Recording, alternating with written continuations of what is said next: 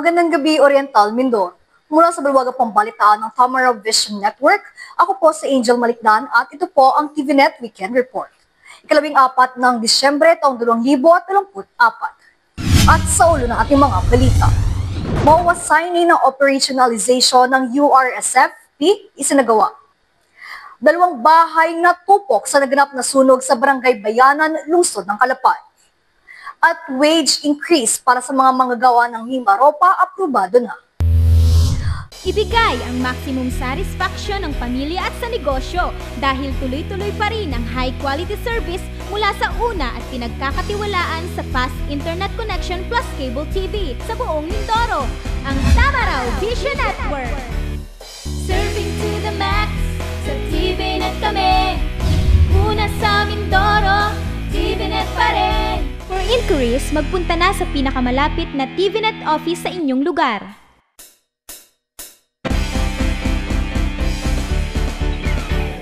Sa detalye ng ating mga balita, muling isinusulong ng the Bureau of Jail Management and Penology, Calapan City District Jail, ang programang Libro ng Pagbabago sa BJMP May Katuparan, na naglalayong magbigay ng pagkakataon para sa personal na pag-unlad at rehabilitasyon ng mga persons deprived of liberty o PDLs. Muling sinusulong ng Bureau of Jail Management and Penology, Calapan City District Jail, ang programang Libro sa Pagbabago sa BJMP May Katuparan, na naglalayong magbigay ng pagkakataon para sa personal na pag-unlad at rehabilitasyon ng mga persons deprived of liberty o PDLs.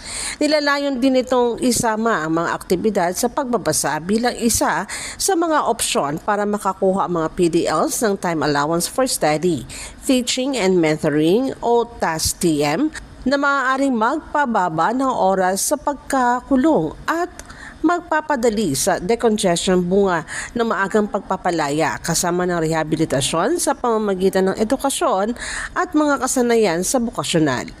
Sa isang pahayag, sinabi ni BJMP Mimaropa Information Officer Jail Officer 3, Geoffrey Anglo, na isa sa mga pangunahing prioridad ng kanilang tanggapan ang pagpapalawak ng edukasyon ng PDLs para makatulong na maging produktibo sila habang nakakulong. Aapat sa 176 na PDLs ang kasalukuyan nakapiit sa BJMP Calapan na maaaring okupahan ang nasabing mini library kung saan may iba't ibang libro at board games na ipinagkaloob sa pakikipagtulungan ng Calapan City Public Library at ng Divine Word College of Calapan Library sa Oriental Mindoro. Ika-10 ng Disyembre sa pagpapatuloy ng kapihan sa Bagong Pilipinas, tampok sa kanilang ika-28 episode ang tanggapan ng Professional Regulation Commission Mimaropa. Sa nasabing talakayan, tahasang sinabi ni R.D. Agcauli na sinisiguro nila ang integridad ng kanilang serbisyo at 100% anilang ligtas sa anumang leakage ang test questions sa mga licensure examinations. Ika-10 ng Disyembre sa pagpapatuloy ng kapihan sa Bagong Pilipinas, tampok sa kanilang ika-28 episode ang tanggapan ng Professional Regulation Commission Mimaropa. Pinangunahan ito ni Regional Director Reynaldo Agcauli. Ayon sa opisyal, ang PRC ang siyang pangunahing tanggapan na namamahala sa pagkakaloob ng profesional na lisensya matapos maipasa ang takdang pagsusulit.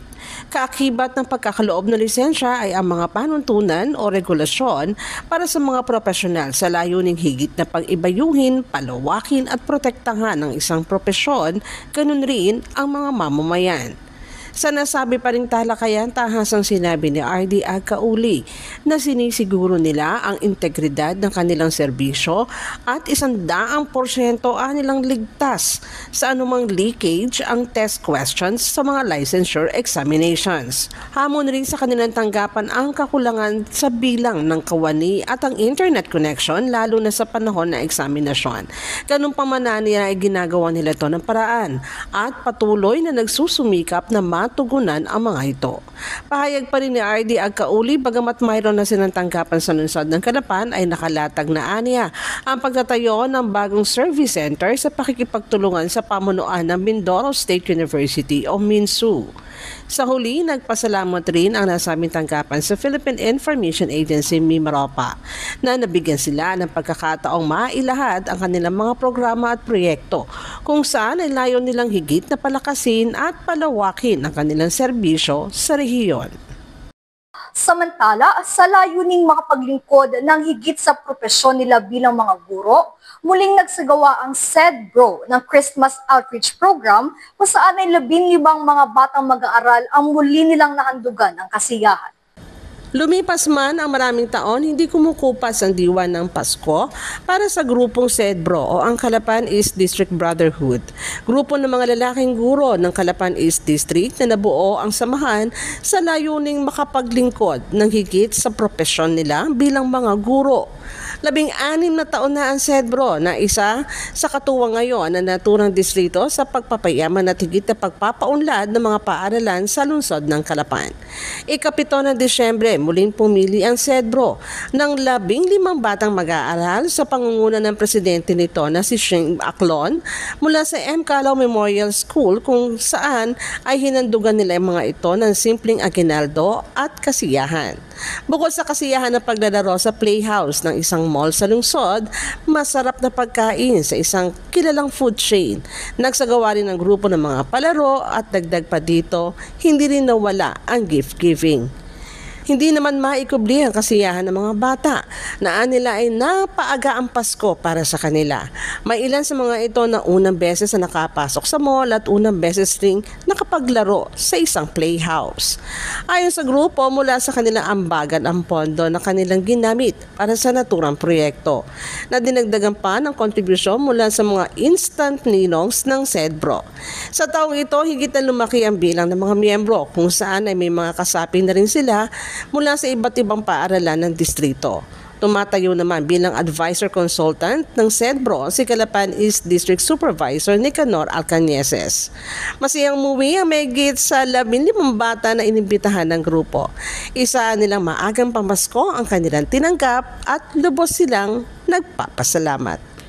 Ang SEDBRO ay nagsasagawa po ng ganitong programa sapagkat mayroon po kaming mga layunin ay parating sa mga kabataan na tinatawag namin itong instant ninong. Taon-taon po, bago mag-Christmas ay aming ipinapahatid sa mga kabataan na mayroong mga nagmamahal na mga guro doon sa mga piling kabataan para ramdam po nila na mayroong Christmas. At ang aming pong recipient ngayon ay ang Calao. Ito po ay ginagawa namin taon-taon mula pa po 2009 hanggang sa kasalukuyan para may hatid po ang kasiyahan sa ating mga piling mag-aaral sa Calapan East District. Magbabalik po ang TVNet News Time makalipas ang ilang paalala. Bakit ka kasi kumabit? Alam mong di tama yan, di ba? Huwag ka nang gumamit ng pag-aari ng iba. Nakakaperwisyo ka sa mga legal na cable. Lumalabo ang signal nila. Mahiya ka naman, hoy. Illegal na cable mo, putulin na. Ano, gusto mo bang umabot pa sa kulungan? Umiwas ka na sa gulo tsaka skandalo. Huwag maging kabit. Magpakabit ng tama ngayon. Supported by PCTV. Good news po para sa lahat ng subscribers ng Cable TV at Cable Internet. Naisa batas na po ang Anti-Cable Television and Cable Internet Tapping Act of 2013. At ayon dito, bawal makikabit ng Cable TV at Cable Internet. Ang parusa sa sino mang lumabag sa batas na ito ay pagkakakulong at pagbabayad ng malaking multa. Bayad ka na nga, kulong ka pa. Kim Atienza po, nagsasabing pagdating sa batas, hindi weather-weather lang. Huwag maging kabit. Supported by the PCTA.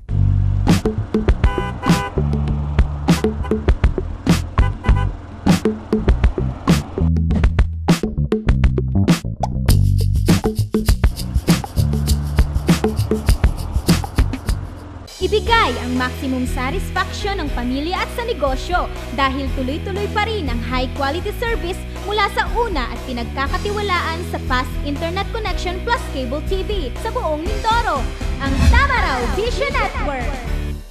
Serving to the max, sa TVNet kami. Una sa Mindoro, TVNet pa rin. For inquiries, magpunta na sa pinakamalapit na TVNet office sa inyong lugar.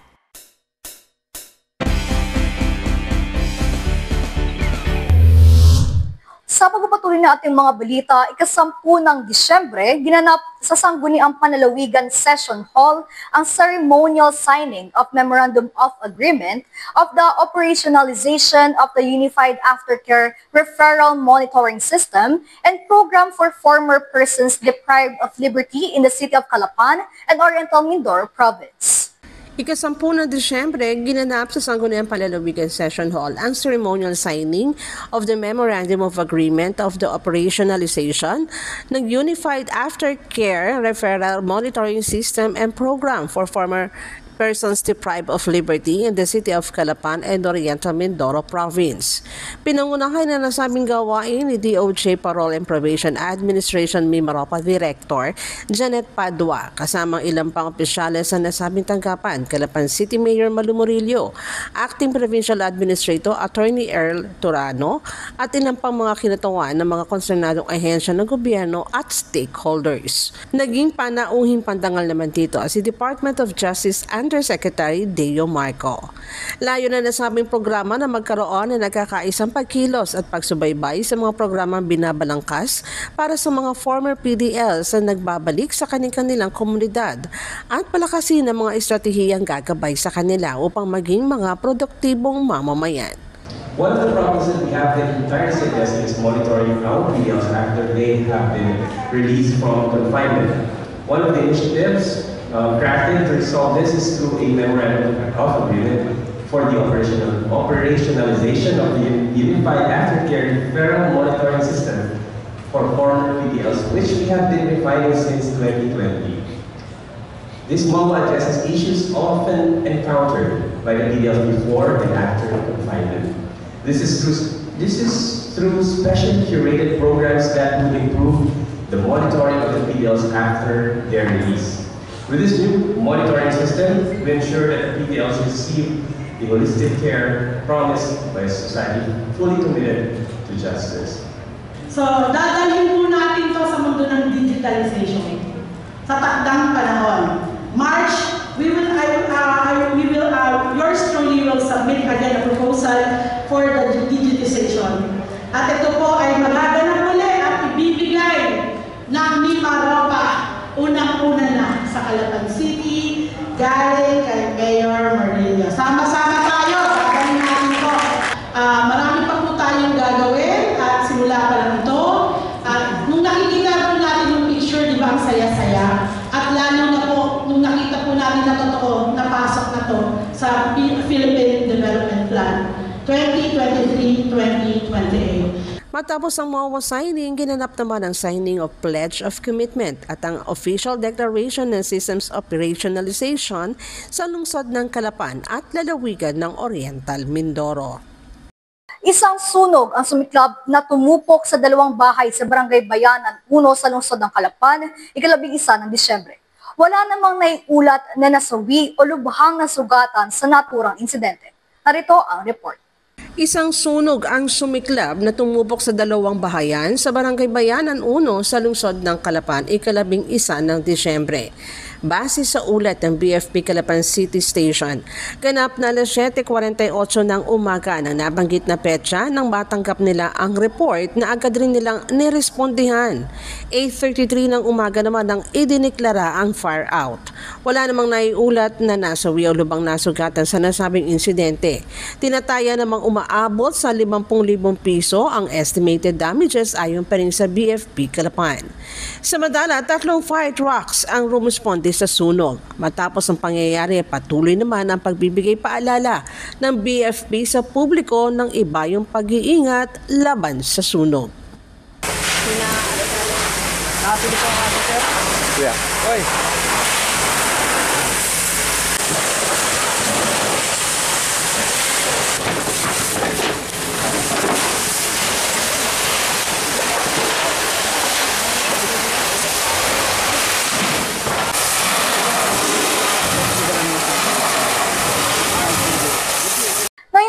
Disyembre, isang maagang pamasko ang matatanggap ng mga manggagawa sa rehiyong Mimaropa, kabilang dito ang lalawigan ng Oriental Mindoro. Ito ay ang dagdag sahod para sa mga minimum wage earners at household workers, epektibo 23 ng Disyembre. Inaprubahan na ng National Wages and Productivity Commission ang dagdag sahod ng mga manggagawa sa Mimaropa at Cordillera Administrative Region. Mula sa 395 pesos ay 430 pesos na ang minimum wage ng mga manggagawa sa Mimaropa. Batay sa wage order, tinaasan ng 35 pesos ang arawang sahod ng minimum wage earners at 1,000 pesos naman ang dagdag para sa buwan ng sahod ng mga kasambahay. Iiral ang bagong minimum wage order sa December 23, 2024. Ayon sa NWPC, nasa halos 75,000 minimum wage earners sa 2 rehiyon ng inaasahang makikinabang sa ipatutupad na aumento sa sahod.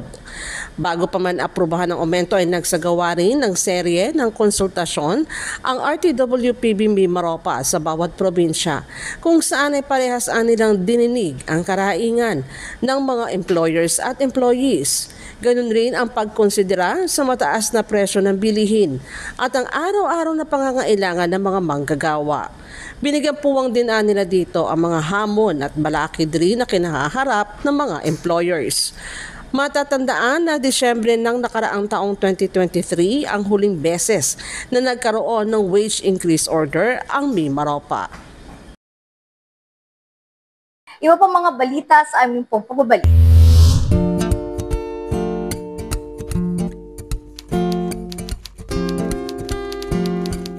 Inday, pakiligpit nga itong mga kinalat ng mga bata.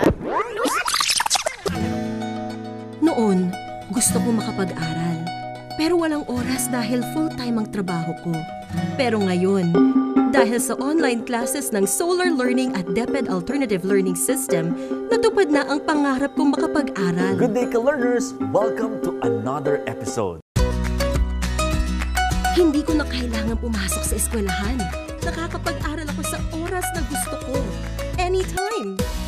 Nagkaroon ako ng second chance sa pag-aaral. At dahil recognized ito ng DepEd, sigurado ako sa diploma. This lesson, you should be able to. You learned about the person. Sa wakas, matatapos ko na ang high school ko.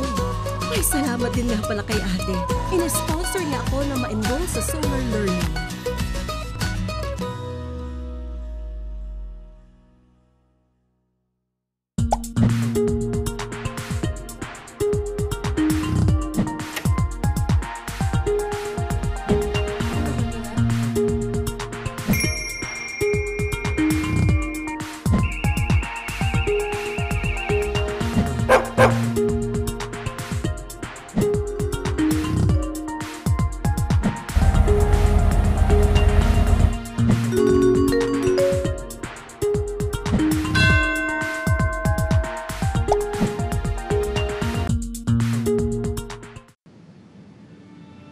In chasing my dreams, every day is a race. For every second I dedicate and every effort I put in, I want bigger results to come out, to turn every small step into the biggest achievement. For every little triumph leads me to a brighter future. Whatever your journey, go with our new fuels designed for efficiency. Choose Shell Fuels. Atraksyon ngayon sa Capitol in the South sa Long Dagitab ang giant Christmas tree at mga makukulay na boots. Ito ay matapos itong pailawan sa panguna ni Governor Bons Dolor kasama ang ilang pang opisyales sa pamahalaang lalawigan.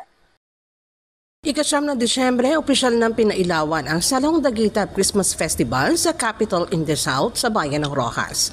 Pinangunahan na ng sabing aktibidad ng Governor Yomelito Bons Dolor kasama si Vice Governor E.J. Falcon at ilang pang opisyales ng pamahalaang panlalawigan.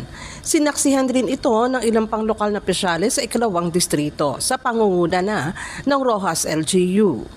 Atraksyon sa Capitol in the South sa Longdaguitab ang giant Christmas tree at ang mga makukulay na booths na magniningning tuwing gabi sa panahon ng Kapaskuhan.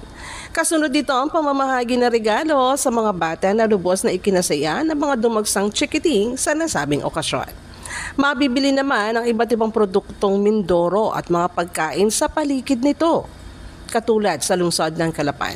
Gabi-gabi rin magniningning ang gabi ng Capitol in the South sa Longdaguitab na layon nilang mas maramdaman ng mga mamamayan sa ikalawang distrito ang mas masayang Pasko ngayong 2024.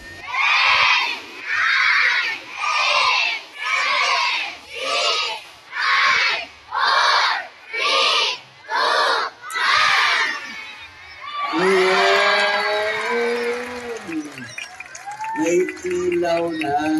Okay! So let the Christmas party begin! Muli po palakpakan po natin, Governor Hans Sunod! Napuno ng kulay, musika at kasiyahan ang naganap na pagbubukas ng taunang pagsalubong sa Kapaskuhan na ngayon may temang Experience Disney, Pasko sa Bayan ng Bako, Year 3. Tampok dito ang pagpapailaw sa Disney Christmas Village na binubuo ng 7 makulay na booths na hango sa mga paboritong Disney stories and film. Napuno ng kulay, musika at kasiyahan ang naganap na pagbubukas ng taunang pagsalubong sa Kapaskuhan na ngayon may temang Experience Disney Pasko sa Bayan ng Bako, Year 3. Tampok dito ang pagpapailaw sa Disney Christmas Village na binubuo ng 7 makulay na booths na hango sa mga paboritong Disney stories and film. Ang bawat booth ay sumailalim sa mga sikat na kwento tulad ng Beauty and the Beast, Peter Pan, Frozen, Little Mermaid, Toy Story, Winnie the Pooh, at It's a Small World. Kasabay rin ang pagbubukas ng Disney Christmas Village, isinagawa ng Baco Local Youth Development Office ang pagkawad sa mga kampyon ng Mayor's Cup, Inter-Barangay Basketball at Volleyball League 2024. Sa pangunguna ni Mayor Alan Roldan at Lido Norvel Jansen Perenia, kasama si SK Federation President Giordano Texon. Ang mga kampyon mula sa iba't ibang barangay ay binigyan ng parangal sa kanilang mahusay na pagganap sa mga palarong pampalakasan. Samantala sa ikalawang bahagi ng pagbubukas ng Experience Disney Pasko sa Bayan ng Bako Year 3, ipinahayag ng punong bayan ang kanyang mensahe kung saan ay ibinahagi niya ang magandang balita na ang Bayan ng Bako ay isa ng ganap na first-class municipality mula sa third-class municipality. Ito ay isang mahalagang hakbang sa patuloy na pag-unlad ng nasabing bayan. Binanggit rin ni Mayor Roldan na ang lahat ng mga proyekto at programa ng kanyang administrasyon ay naglalayon ng pagmamahal para sa kanyang mga kababayan. Ang bawat hakbang ay isinagawa upang matugunan ang pangangailangan ng mga Bakuwenyo at itaguyod ang kanilang kapakanan. Nasa 26 na persons deprived of liberty at 7 jail personnel mula sa Bureau of Jail Management and Penology San Teodoro District Jail ang unang gumamit ng isa sa mga bagong automated counting machines sa pagsisimula ng roadshow ng Commission on Elections. Layo ng ACM demonstration na matulungan ang mga rehistradong botante na maunawaan ang bagong voting machines maging ang proseso nito. Nasa 26 na persons deprived of liberty o PDLs at 7 jail personnel mula sa Bureau of Jail Management and Penology San Teodoro District Jail ang unang gumamit ng bagong automated counting machines o ACM sa pagsisimula ng roadshow ng Commission on Elections nakaraang 3 ng Disyembre. Ayon kay BJMP Mimarapa Information Officer Jail Officer 3 Geoffrey Anglo, ito'y matapos sumiling ang pamunuan ng BJMP San Teodoro sa COMELEC ng ACM demonstration para matulungan ang mga rehistradong botante na maunawaan ang bagong voting machines maging ang proseso nito. Dagdag pa ni Anglo, nagsagawa rin ng lecture ang COMELEC tungkol sa ACM na gagamitin sa May 2025 midterm elections. Kasabay ng live voting simulation kung saan may mga piniling PDLs at jail personnel para mag-shade, mag-cast at check ng mga balota. Samantala, namahagi rin ng COMELEC ng flyers para ipaliwanag ang automated voting process bago ang eleksyon. Tatagal ang nationwide ACM Roadshow hanggang January 30, 2025. Maaari nyo rin po kami panood sa YouTube. Type lamang ang TVNet Newsline. Bisitahin at ilike rin ang aming Facebook page, Newsline Channel 10. At yan pong kabuuan ng mga balitang nakalap ng Newsline staff and crew sa mga nakalipas na araw. Para po sa inyong comments o suggestions, mga balita at impormasyon na nais nyong iparating sa aming programa, tumawag po lamang sa 043-288-4240. Ito po ang TVNet Newsline, katotohanan at serbisyo hatid sa mga Mindoreño. Ako po si Angel Malikdan. Maraming salamat sa inyong pagsubaybay.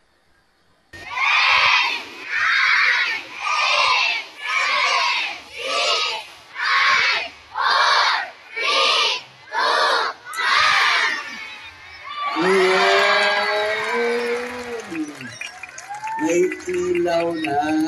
Okay! So let the Christmas party begin! Muli po palakpakan po natin Governor Hans Sunod! Nakapili po ang ating sir? Yeah. Oy!